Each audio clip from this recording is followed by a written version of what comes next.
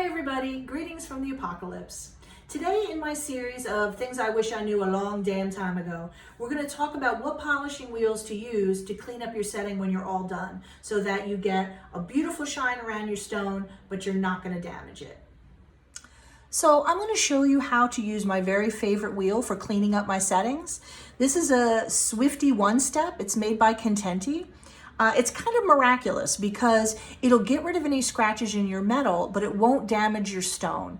And that's really the main issue that people have when they're trying to clean up. You know, they want a nice shiny finish, of course, but if you're using a stone, anything but a diamond, any of these abrasive wheels can be coarse enough to actually take the polish off your stone. Now, you really wouldn't want to go through all this effort of making a piece and then, take the nice shine off your stone. So that's why really I only use these Contenti one-steps. They're pretty fabulous. So I'm going to show you how I use it. Because I don't need to worry about dulling the stone, I can use it right up against the stone to really get that very top edge nice and shiny. I think of a setting, it's like a frame. It's a frame for your stone.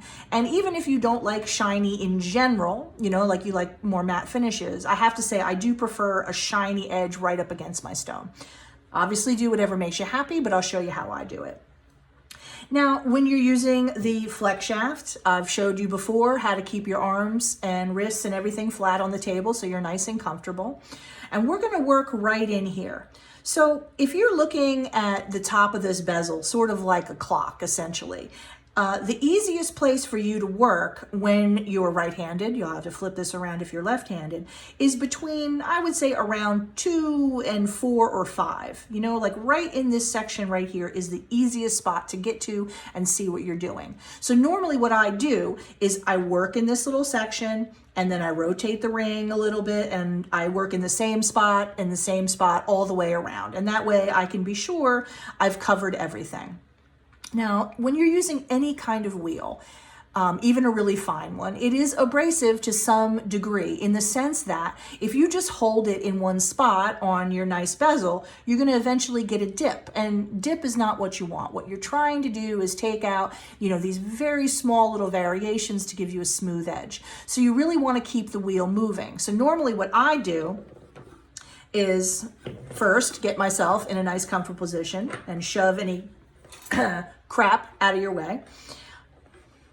And I'll start at the top of the section and sweep it to the bottom of the section, just like this, because that's how you're going to get a smooth effect. If you hold in one spot or you kind of bounce up and down a lot, you'll notice that it'll get shiny, but it won't really get smooth. So let me show you how I do it. Turn on my flex shaft.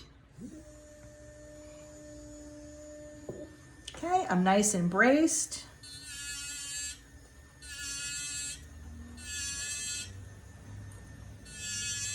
You see what I mean? Top to bottom of that little section. I rotate it a little bit.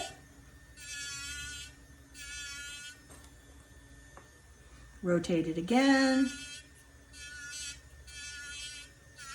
And if you slip, don't worry too much. It's just going to leave a shiny mark, which more than likely you're going to want it shiny anyway. And even if you don't want it shiny, all you have to do is go over the sides with like a fine sandpaper or something like that to give you that uniform matte finish.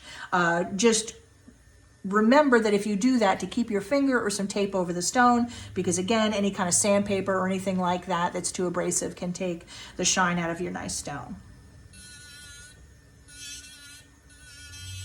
Okay, so you see how you just work your way around, always working in that easy and comfortable spot.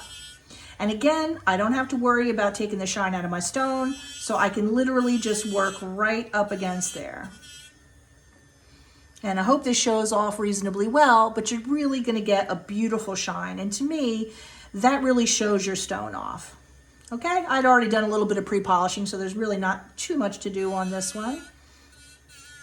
But then you can just take a look at it, and if you see any sections that look any different or need a little more love, then you can just go back over it. But usually this final polishing really doesn't take very long. It's really just a couple of minutes because you shouldn't have dinged it up too much. And I guess maybe in some other videos we'll talk about how to not ding up your bezels too much when you're setting.